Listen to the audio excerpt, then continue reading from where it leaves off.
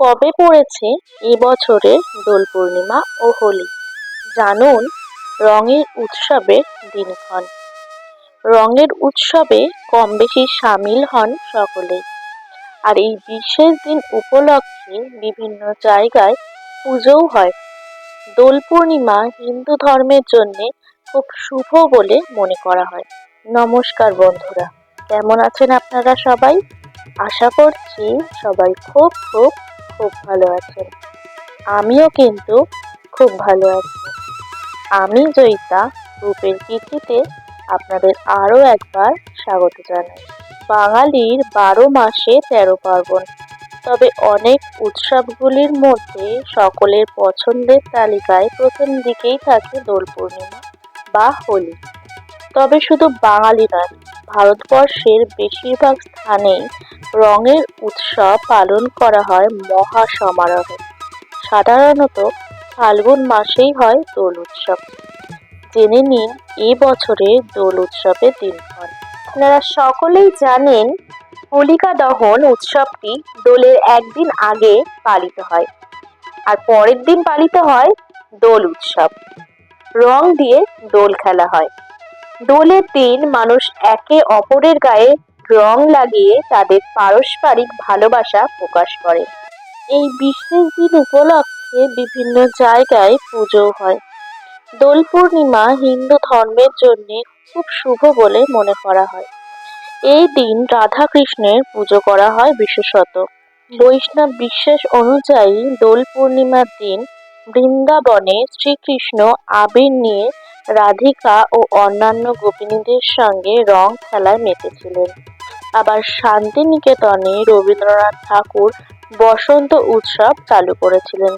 তাই রঙিন এই উৎসবের দিকে তাকিয়ে থাকেন অনেকেই। চলুন এবার আমি আপনাদের জানিয়ে দেব দোল পূর্ণিমার সময়। 2026 সালে দোল পূর্ণিমা পড়েছে 18ই ফাল্গুন 3রা মার্চ মঙ্গলবার। পূর্ণিমা মুহূর্ত শুরু হচ্ছে বিকেল 4:59 থেকে এবং পূর্ণিমা মুহূর্ত শেষ হচ্ছে 19শে ফাল্গুন 4থা মার্চ বুধবার বিকেল 4:41 ন্যাড়াপোড়া 2026 সালের ন্যাড়াপোড়া পড়েছে 2রা মার্চ। ন্যাড়াপোড়া হলো অশুভ শক্তির বিনাশ। এই দিন শুকনো ডাল, কাঠ এবং শুকনো পাতা জোগাড় করে সেইগুলিকে স্তূপাকার করে ফাল্গুন পূর্ণিমার সন্ধ্যায় পোড়ানো হয়। যুগ যুগ ধরে এই রীতি আমাদের সংস্কৃতির সঙ্গে পালিত হয়ে আসছে। তাই ন্যাড়া পোড়ার পর সবাই সেই ছাই শরীর ও কপালে ছোঁয়ায়। বিশ্বাস করা হয় যে এতে অশুভ শক্তির ছায়া জীবনের ওপরে পড়ে না। ন্যাড়া পোড়া হলো মন্দের ওপর ভালোর জয়ের প্রতীক। বাংলার বাইরে ন্যাড়া পোড়ার রীতি হোলিকা দহন নামে পরিচিত। উদ্দেশ্য কারণ মূলত এক হলেও রীতি পালনের ধরনে স্থানভেদে পার্থক্য আছে।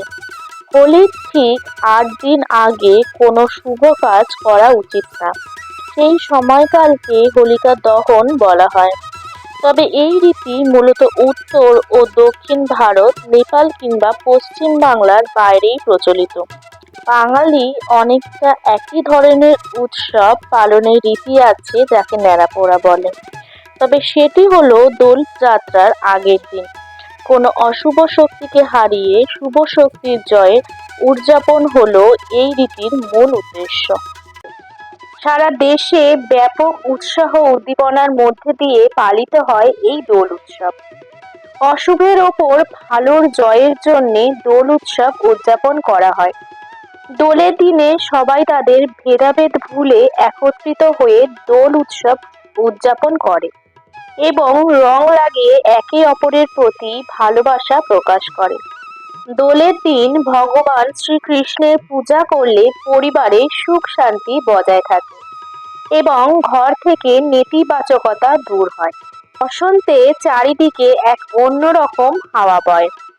প্রকৃতিও তার চারপাশ ঢেলে সাজায় এই সময়। বসন্তকে নিয়ে রয়েছে একাধিক গান, তা সে রবীন্দ্রসঙ্গীত হোক কিংবা আধুনিক।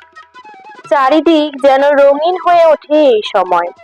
সেজন্যই হয়তো বসন্তকে বলা হয় ঋতুরাজ। কেমন লাগলো দোল পূর্ণিমার আমার এই ভিডিওটি? ভালো লাগলে লাইক শেয়ার কমেন্ট করতে একদম ভুলবেন না। আর সাবস্ক্রাইব করে দিয়ে পাশের বেল আইকনটি অবশ্যই প্রেস করে দেবেন। তাহলে আমি যখন যখন ব্লগ ছাড়বো তখন তখন আপনারা নোটিফিকেশন পেয়ে যাবেন। তাহলে আজকে আসি, ভালো থাকবেন, সুস্থ থাকবেন। নতুন একটি ব্লগে আপনাদের সাথে আবার আমার দেখা হবে। ধন্যবাদ।